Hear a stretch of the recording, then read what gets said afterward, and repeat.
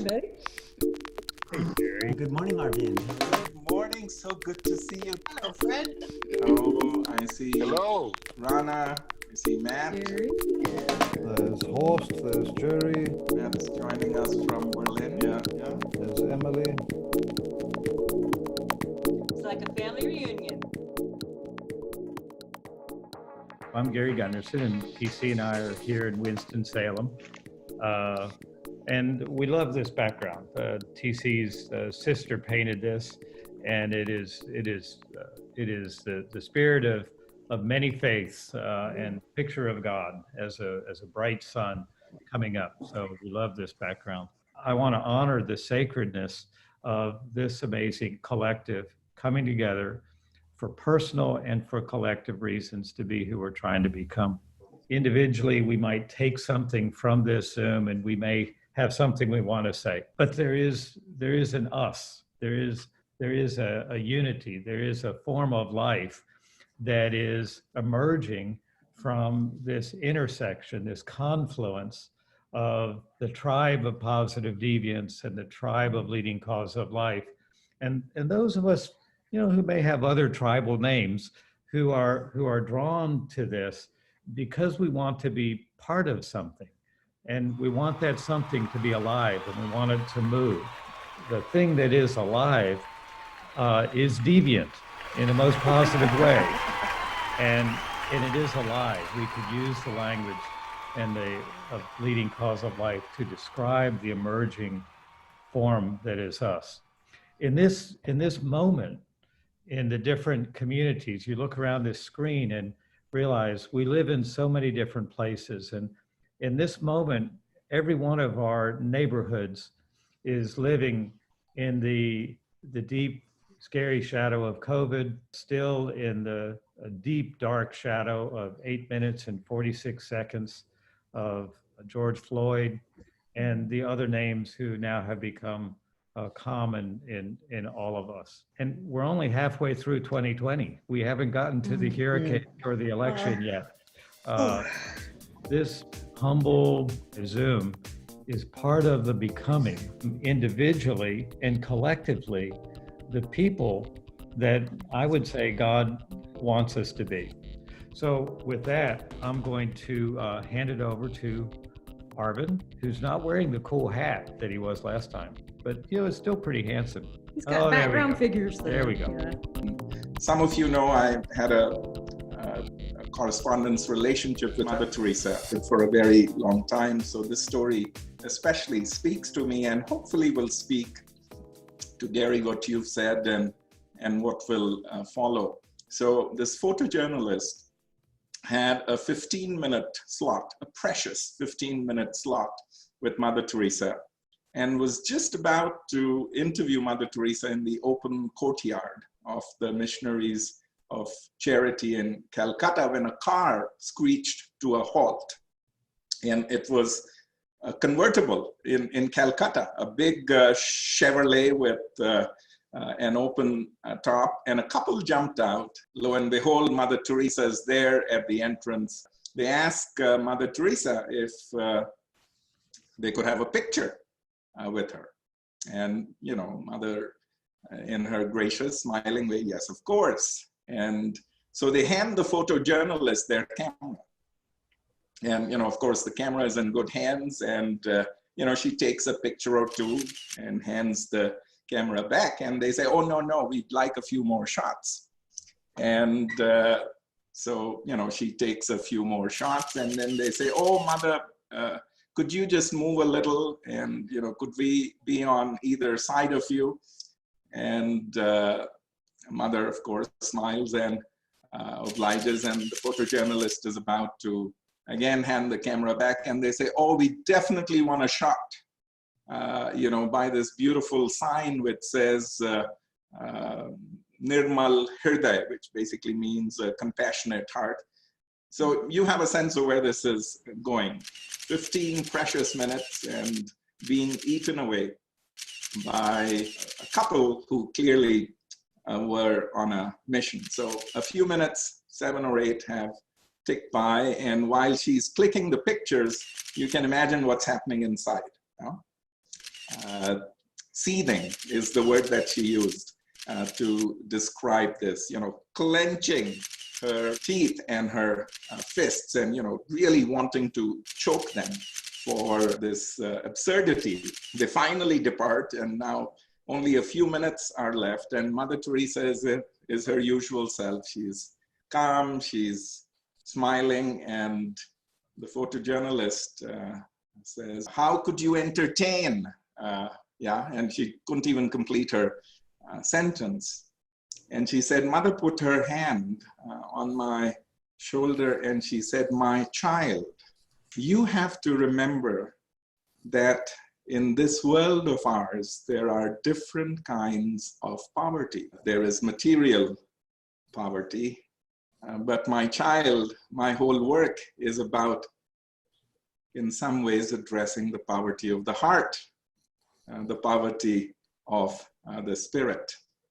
And I have sort of reflected on this story a great deal, not so much for what Mother said, but I think what Mother Teresa is telling me, at least, is that while there are different kinds of poverty, there are also different kinds of abundance. While there are different kinds of disparity, there are also different kinds of equity. And while it's a long way from Mother Teresa's Calcutta to Hollywood, we all need allies. But I'm inspired by the story of how jazz icon Ella Fitzgerald, who was not being booked by these clubs in Hollywood until Marilyn Monroe, a very dear friend, said to these nightclub owners that she would sit in the front row every time they allowed Ella Fitzgerald to perform. So I guess there are different kinds of fragmentation and there are different kinds of connection.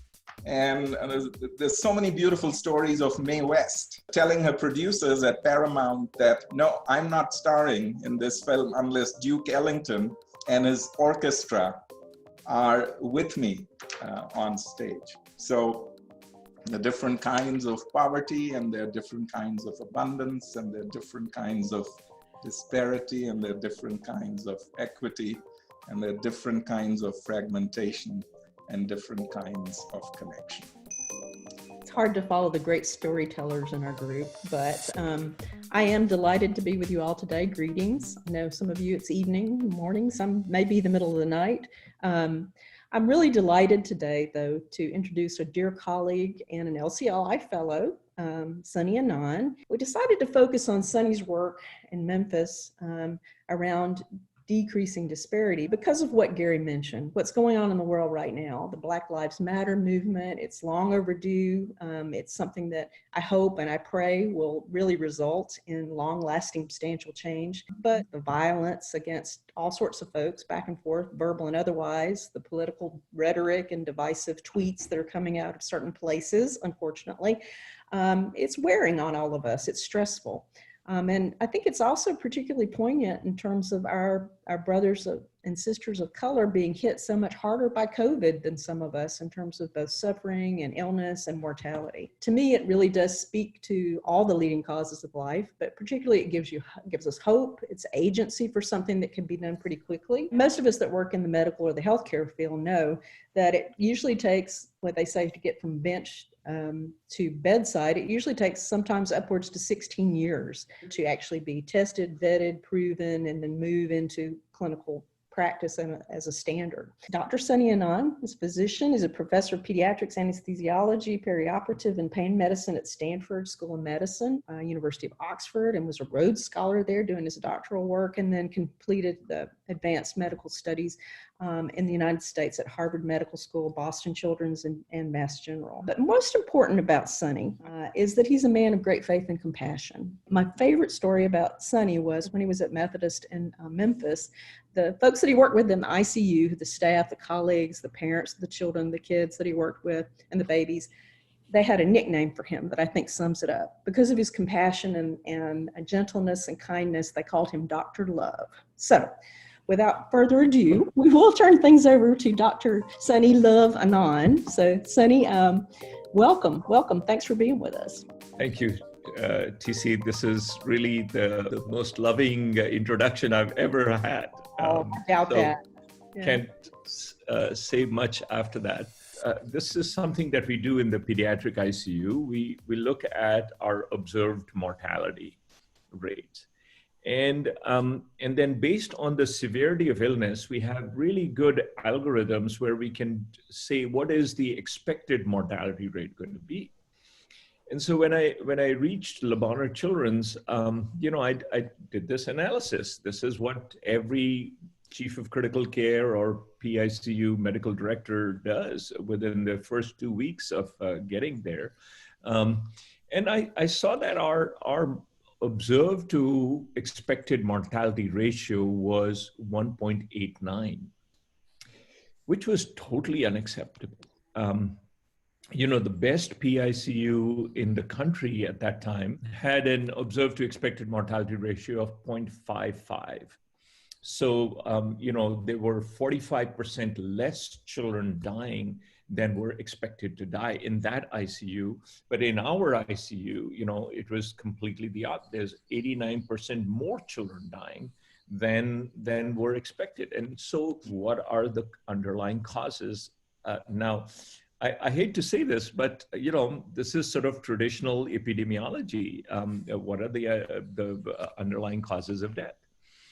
And so what turned out was that our ICU in Memphis had a very high mortality rate amongst children from Hispanic families, Hispanic and Latina families. And that was quite surprising.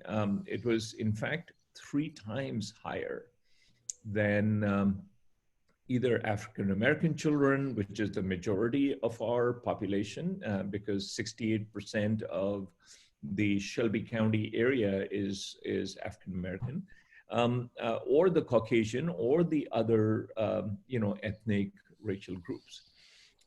So this was very, very, this was really shocking and totally unacceptable. So we discussed these results in the, various ethics committees. TC and Gary helped bring this to the system, the healthcare system that we were part of in their bioethics forum. We talked to the senior leadership council at the hospital. We had a quality council in which the CEO was the chair. Talked to the entire physician staff, residents, fellows, nurses, respiratory therapists, whoever was willing to listen to the story. And we said, we've got to fix this. We need to launch some things really urgently. So within 6 weeks of getting these results,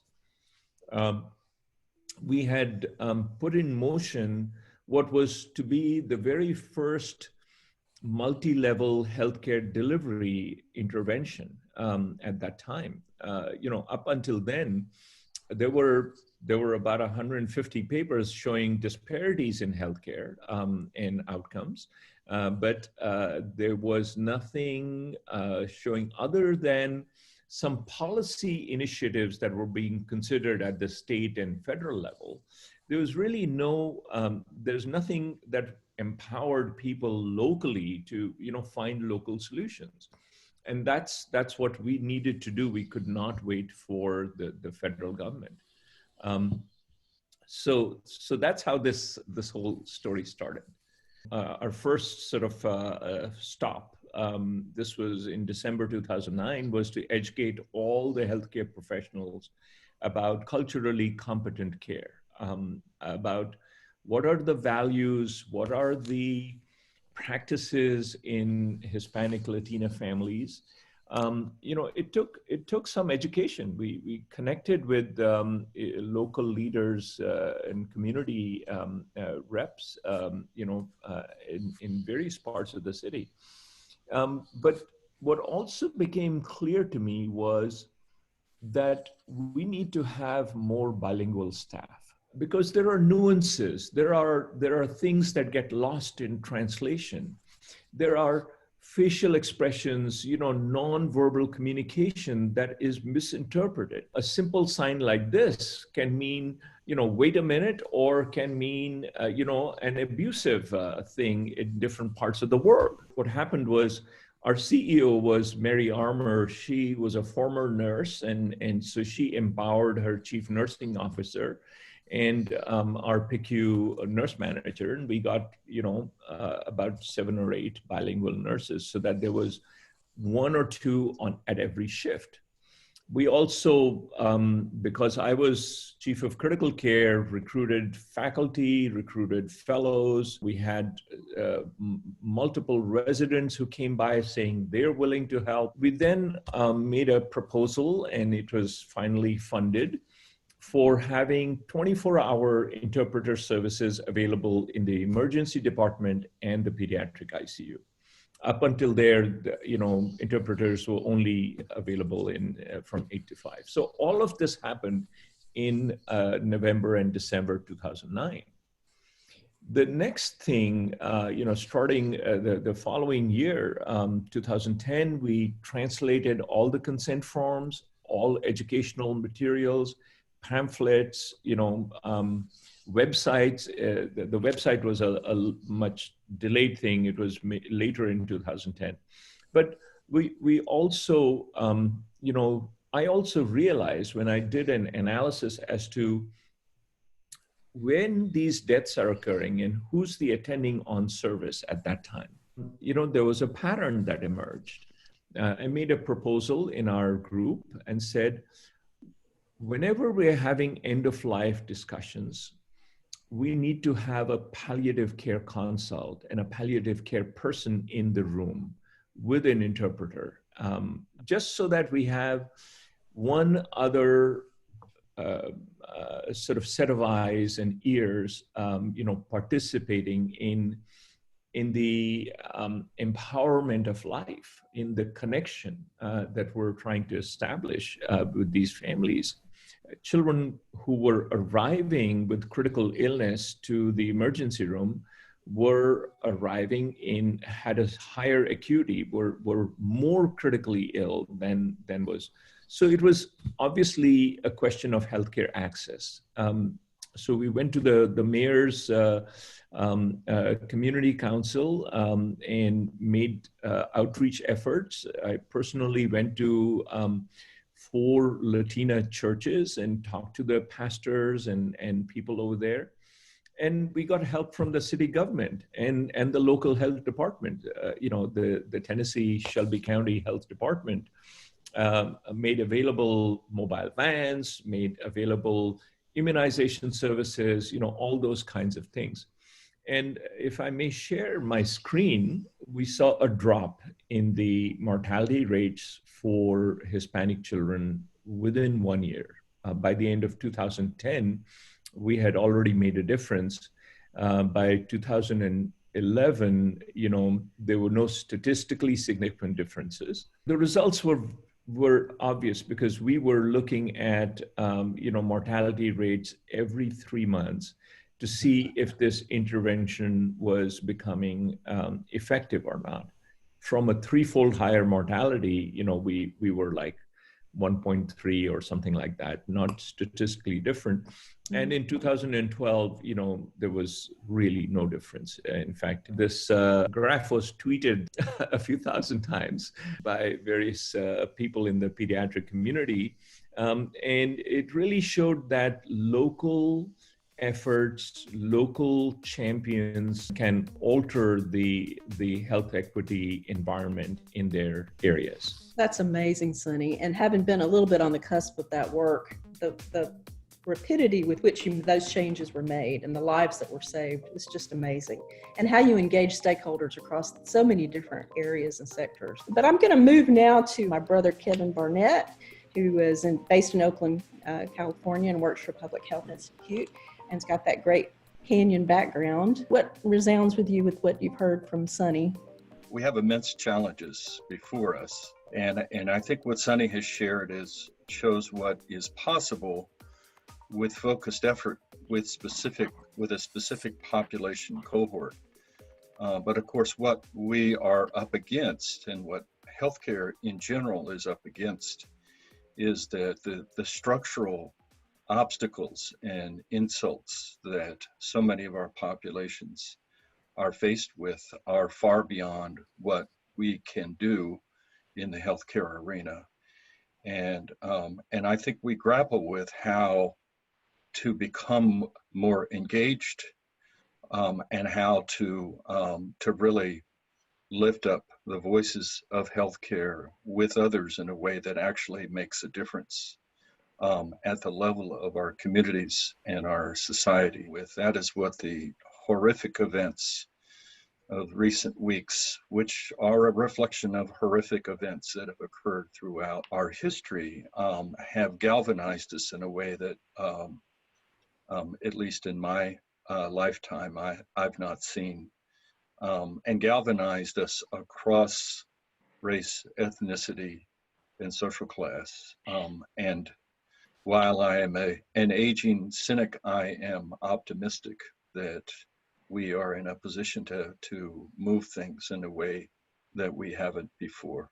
I was asked to give a 15-minute presentation to thousands of members of our health system. I'm a board member for the Trinity Health System. A 15-minute talk on the history of racism in our country. And asked to do that, I immediately reflected on the blog sent out by my brother Gary a few weeks ago that was entitled Shh, and spoke to me as a white male that maybe the good thing for me to do is to sit and listen and take things in for a while. And I in fact have done that, and at the same time, there are a number of other members of our board who are people of color and who, while I have deep empathy and appreciation, and being a student of social justice and civil rights issues, a deep understanding of what their experiences are, but I could never walk in their shoes. And in that, I feel a deep responsibility, in fact, to not always have them be in a position to speak on their behalf, to address, to name, and to identify very definitive ways that we can be anti-racists. I'll just give a final point. While the term that we use so often in healthcare is disparities, I have a problem with that term, in part because it suggests that these differences are, for all intents and purposes, accidental. And maybe even those involved are the cause themselves of their misfortune. It's important to me to stay with the term inequities because it reflects, particularly in our country, a very proactive and a definitive set of steps that we have taken at the government level, at the business level, and it has been profound and persistent throughout our history. It's clear to me what the work is that we have before us. And it's clear to me that our friends and colleagues, brothers and sisters in the healthcare arena can do more than simply provide better access to healthcare. They are among the most powerful, largest employers in most of our communities in this country. And we must speak together and engage and move this agenda together. So I appreciate deeply the leadership. It's reflected in what Sonny has shared. I truly feel our work has just begun. And I say, let's take the next step. This is Steve Scoggin. I would love to hear your reflections on the sources of your optimism for this moment in time. That would be a good Zoom, wouldn't it? Yeah. This was what inspired me after finishing my training in Boston to go and live in the Mississippi Delta area for the majority of my career, 22 years. Simply trying to improve critical care in those parts of the country. We recently opened a completely free of cost clinic for women and children in Clarksdale, which is in Coahoma County, one of the poorest counties in Mississippi. I have applied for a Mississippi license, and my friends and I were volunteering there. That clinic has been going since January of this year. We hope to make a change. Thank you for not abandoning the Mississippi Delta. We desperately need the work of others. So, and thank you, Kevin, for your comments. We're going to hear from Dr. Lucia Dura. Thank you so much for inviting me to share, TC. On a personal level, hearing Sunny sort of reinvigorates my research in end-of-life conversations within the Latinx population. We've been doing a brief study here on the border about that from a communication perspective, a user experience perspective, and we used improv to get healthcare providers and kind of reenact the healthcare and the provider and patient conversation, and included families in there. And we learned that this is such a deeply personal thing. Having the end of life conversation is not just about receiving a set of guidelines and then following the guidelines, going through a checklist, but it touches on things about God, that only God knows when I'm going to die. And I don't want to go down this conversation path, because what if I do die? What if I jinx myself? There's a lot of beliefs inherent in some of the health work we do. Hearing about Sunny's study just makes me want to pick that back up. I've been doing a lot of work in administration right now, so I put that to the side, but after this call, I will pick that thread back up. I'm also inspired to continue to have faith in the local. When I read through social media, it's hard not to get overwhelmed, and it's hard not to get triggered and feel pulled in many different directions and to forget what is going on here. Last night I was following a local thread advocating, for brown leaders, for brown people in our community. Our community is 80% Hispanic of Mexican descent. There are many leaders in the city who are not Hispanic. And so it's hard not to feel torn. But I think this idea of listening is important. I think I packed a lot into that.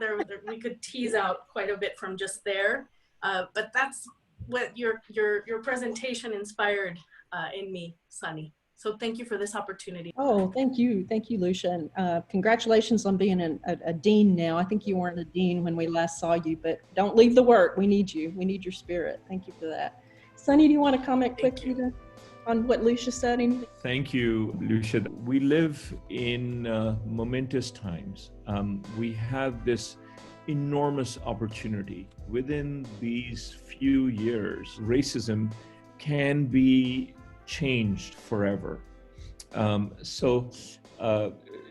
Never before did we have the tools that we have now.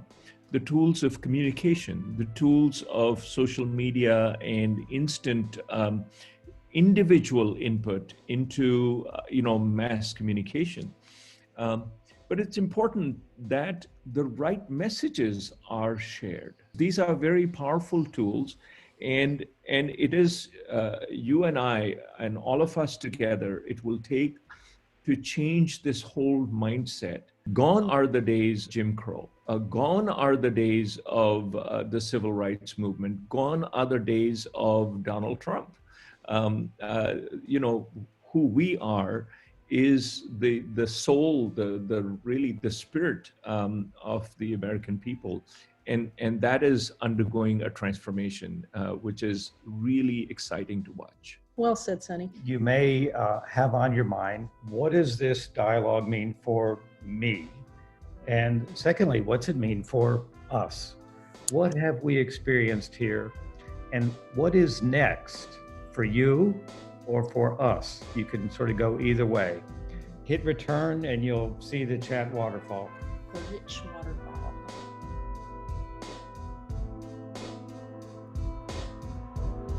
Wow, wow, wow, wow, wow, wow, wow. Nice.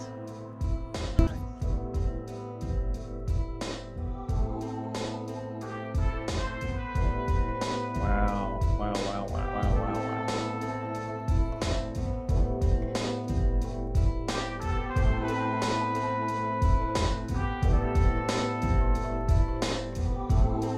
Wow, wow, wow, wow, wow, wow, wow. Wow, wow, wow, wow, wow, wow.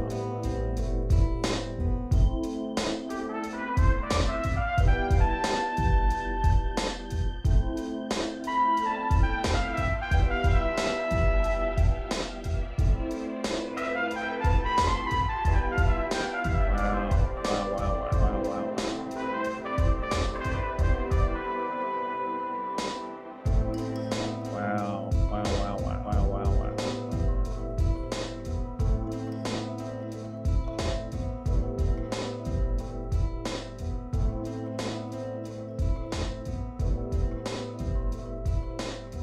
I'm still missing the beer, but this is pretty good. Next Pretty best good. thing. Yeah.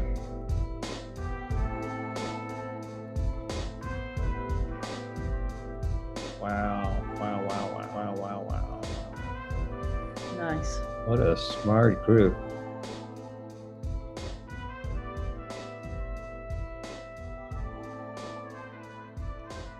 The next Zoom, we're going to interview Horsch about what he has learned of his extraordinary experience in the role of race and in the public and finding life.